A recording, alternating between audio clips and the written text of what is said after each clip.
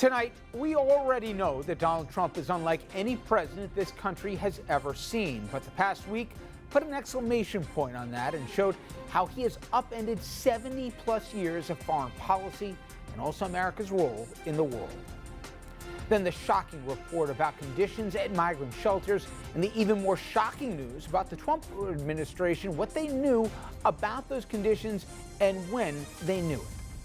Also, a look at the race for the White House and how the first Democratic debates highlighted where the party is heading and who is gaining momentum. Good evening and welcome to RFL. I'm Richard French. As we get ready to celebrate America's birthday this week, we're going to start this evening by looking at the fundamental ways that America's role in the world has changed, particularly over the past 2.5 years. By the way, the president reportedly wants tanks on the National Mall as part of his Independence Day event called Salute to America. He's also asking for a military flyover. Unclear at this point whether or not all that military hardware will be part of the festivities, but we shall see. Usually, D.C., we've got a concert and fireworks as part of Independence Day, but this year, the president is speaking and he wants the full treatment here. He wants the military parade, and I got to tell you, as you're about to see, that's the least disturbing example of a shattering of norms lately. This is all part of a larger pattern. We are the country, let's not forget, that did not spike the football after World War II. Instead, we helped the nations we defeated by implementing the Marshall Plan. We're the country that leads NATO, the alliance that has stood for more than 7 decades, out of the ashes of that terrible war. But now, many are questioning our role in the world. And the president's foreign trip, which just wrapped up, is looking to even more questions. Over the course of just a few days, Trump managed to cozy up to 3 separate dictators: Kim Jong-un from North Korea, Vladimir Putin, and Saudi Crown Prince Mohammed bin Salman. Let's start off in North Korea. President, he made a trip to the DMZ, then became the first sitting American president to step foot in the North. It was supposed to be just a meet and greet with promises to continue talks that rogue countries' nuclear program would be on the table for. But the Times is reporting that the White House is considering getting Kim to agree to a nuclear freeze that would fall far, far short of the president's rhetoric calling for them to get rid of all their nukes. National Security Advisor John Bolton, he's refuting that report with what else but a tweet. Bolton writing that he saw the story with curiosity and he's never heard of any desire to settle for just a freeze. He also called the story reprehensible. It would not be the first time that not everybody in the administration, this particular administration, was on the same page. Now, speaking of despicable, that's a word that some of Trump's critics could be using to describe his friendships with the despots around the globe. He once again had kind words for the leader of North Korea. Take a listen. Well, I want to thank you, Chairman. You hear the power of that voice. Nobody's heard that voice before. He doesn't do news conferences, in case you haven't heard. And this was a special moment, and it's just an honor to be with you, and it was an honor that you asked me to step over that line, and I was proud to step over the line. I thought you might do that. I wasn't sure, but I was ready to do it, and I want to thank you. It's been great. Like good old buddies. The president continued the fun and games with Vladimir Putin. Here he is joking about the election meddling and a free press. You don't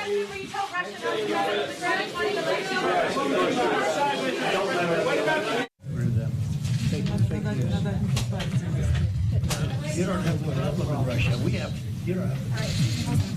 You might have to live. You still have. Wall Street Journal, and again, the Wall Street Journal, Rupert Murdoch's paper. They wrote a scathing editorial about what you just saw. Here's a quote. Trump's public canoodling with Mr. Putin is still a sorry spectacle. The Mueller report found no collusion between Mr. Trump and Russia, but the report and the House and Senate Intelligence Committees have proven beyond doubt that Russia meddled in the election to foment doubt about the result. Mr. Trump should be angrier than anyone since this Russian interference has haunted his entire presidency. By pretending it's a joke, he looks like a Putin supplicant. Personal diplomacy has its uses, but Mr. Trump doesn't need to flatter tyrants as if they are great leaders. These hard men will make decisions based on raw national, not because they like Mr. Trump. Now, to finish off the dictator trifecta, the president made nice with the Crown Prince of Saudi Arabia, even though the CIA said without a doubt he was involved in the killing of Washington Post journalist Jamal Khashoggi. He was asked about this at the G20. On the case of Jamal Khashoggi, we have a lot of journalists in this room who object to what appears to be the Saudi government's complicity and perhaps orchestration of the assassination and dismembering of a journalist. Yeah. And when you were given the opportunity to call Mohammed bin Salman out on that, you did not do it. Did you do it privately? Nobody so far has pointed directly a finger at the future king of Saudi Arabia. And sir, can I just follow? Sir, can I just follow up? You mentioned that the intelligence. You mentioned that no one had pointed the finger at him, but actually the CIA did. The intelligence communities. I cannot comment on intelligence community. I'm not. Probably, I guess I'm allowed to do what I want to do in terms of that, right? We can declassify, unlike Hillary Clinton. She decided to just give it out.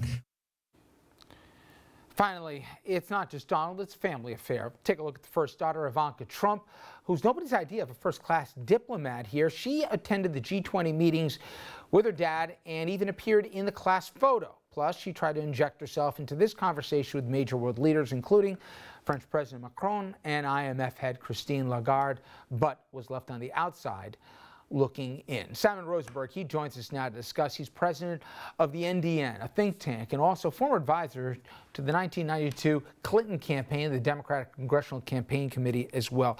You know, Simon, honestly, I didn't think anybody, even this president, in less than 3 years, could so upend who we are, what we stand for on a national stage. I thought the multi-generational relationships, contingencies, reliances that were there could survive even Trump. Man, was I wrong. Did even you underestimate the damage that he could do in non-wartime, I should mention? And it almost seemingly has been intentional.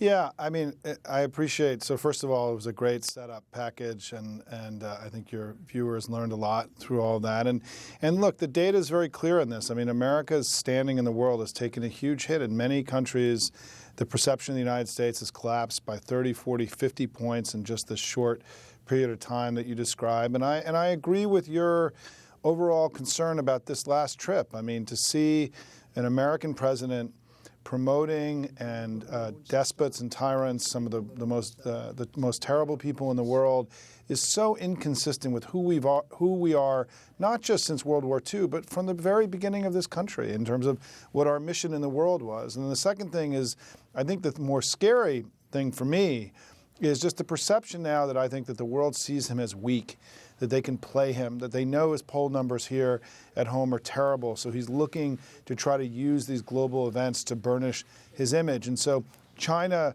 played him while he was there. North Korea played him while he was there. Putin plays him every time that they're together. And the Saudis continually get gifts, tumbling out of the White House every day. And what does the United States get in return for all of that? Nothing. I mean, there's not any clear benefit that the nation has received from the way that the president has treated these despots and dictators. And so I think you're right to be worried about what's happened to our standing, but also I think that far more worse can come in the coming years, and we have to be vigilant and work very hard to prevent bad things from happening in the coming years. The one thing about Trump I'll say is you don't have to go 2-3 levels deep to try and get to where the end game is. For anybody who thinks he's playing three-dimensional chess, you haven't been paying attention. He's transparent. Just in this road trip, he talked with admiration about Kim and the latitude that he has in North Korea to do whatever he wants. And he believes the people of North Korea love Kim. We should talk about the slave labor camps. But beyond that, he then looked to Putin almost with admiration and saying, look at basically what you can do. You don't have to deal with the press or anything else. I think he really believes this, Simon, that if he could have his way, it wouldn't just be a parade, with the tanks rolling down Pennsylvania Avenue. He would literally be able to answer to no one and to have what dictators have, which is no checks and balances and, to act with impunity. I actually believe he wanted that, and I thought that it was hyperbole even less than a year ago. But I'm coming around to the idea that he actually wants that. Well, let's look at the evidence of that, right? I mean, they've blocked all the legitimate oversight capacity of the House of Representatives, something that's been in place for hundreds of years, that he's just disregarding as if they're not a co-equal branch of government. You look at the way that he used Ivanka on this trip, that she was almost like that she was a princess in a monarchy and not in a democracy. The way that Ivanka was allowed to speak on behalf of the United States government repeatedly and also appear in photographs with heads of state is the kind of thing that it's almost unimaginable in a democracy that something like this could happen. And I think what you just said is the most important point, is that we have to stop believing that everything is going to be okay, that somehow he's going to know the limits. He's gone over every line in a democracy. He's disregarded virtually every norm, every rule, every law that is in place that puts the constraints on a leader of a democracy itself. And that's, in my own writing, I've written repeatedly about my great fear is that he doesn't have the instincts of the leader of a democracy. He's got the instincts of a leader of a dictatorship. And that, the fact that he and his allies now are openly talking about him getting a third or fourth term, that he's cultivating his children and promoting his children, this is the kind of stuff that means the end of democracies as we know it. We've seen this happen in other countries. I don't think it's any longer something that I think this has to be within the bounds of normal conversations and not something where you sound like, you're Mulder and Scully from the X-Files or some kind of crazy person raising this stuff, because he himself is now repeatedly bringing up staying in office past his 8 years, his possible 8 years. So let's just take him at face value. These are legitimate concerns, and I appreciate you raising them today. I think people, and I made this mistake too, which is, the guy can't think beyond a news cycle, and everything is transactional. But I think it's more than that. For example, it's not just that he didn't want to be participatory or support members of NATO or certainly those in Eastern Europe because he doesn't want to get involved. He's gone out of his way to harm the economies of our allies. And he's propping up people like Le Pen and Farage and AfD in Germany, really, really scary groups with really racist agendas. He's doing more than not getting involved. He's getting involved with the worst that there are, and not just, the folks, as I mentioned, in Moscow or in North Korea or wherever else, even in Europe, right? Yeah, so Orban, right before the European elections, the president had one of those leaders you're describing, Orban from Hungary, right, into the Oval Office, gave him a huge welcome, an embrace, and said, we're the same. He actually literally said, we're the same kind of politician. We're similar in our own countries. And this is an anti-Semite who's been accused of destroying the European Union, democracy in that part of the world. We've seen the president come out aggressively for Brexit, which I can't in a million years understand why any American would be for Brexit. And so, yes, he is he's, some call it the illiberal internationale, right? This sort of gathering of illiberal forces in Europe. The president clearly sees himself as an ally to those forces that are, by the way, the chief funder and organizer, all of them, is Vladimir Putin, right?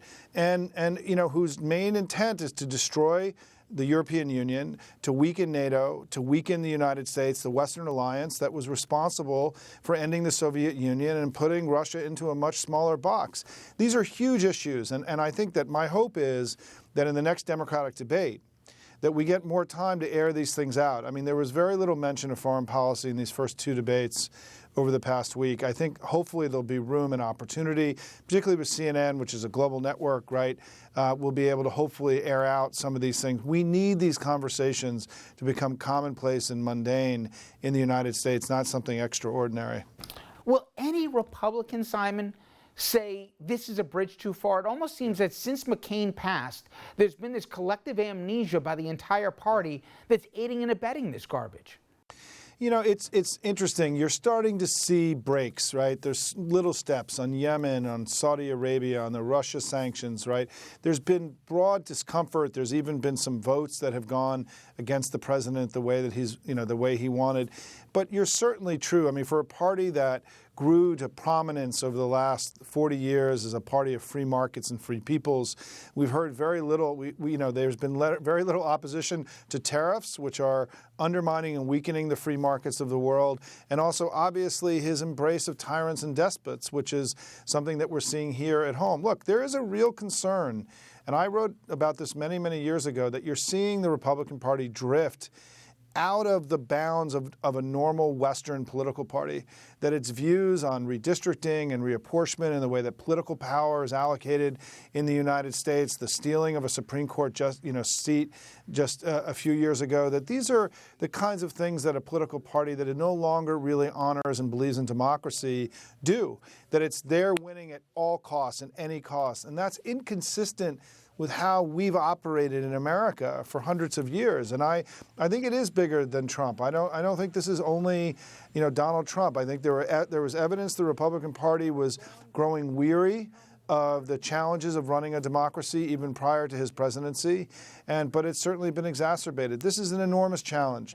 And I think that I hope, and I'm grateful to talk about this today, I hope that part of what you see emerge out of the Democratic Party in these debates that are coming up with our candidates is recognizing that this battle against illiberalism, right, that is playing out in the West today is arguably the most important thing that the Democratic Party has to do in the coming years. We have to make this central to who we are. It's very American. It's about being a patriot, an American, and honoring our tradition and our special place in the world. We've got to make sure our voice is very loud on this, and we have to stand and counted in the coming days. Great job tonight, Simon. I appreciate a few minutes. Thank you. When we come back, everyone, the situation at the border appears to have gone from bad to much worse. We've got the disturbing details that are emerging from these detention facilities, and also how the administration has responded. That, believe it or not, could be just as disturbing. Stay with us.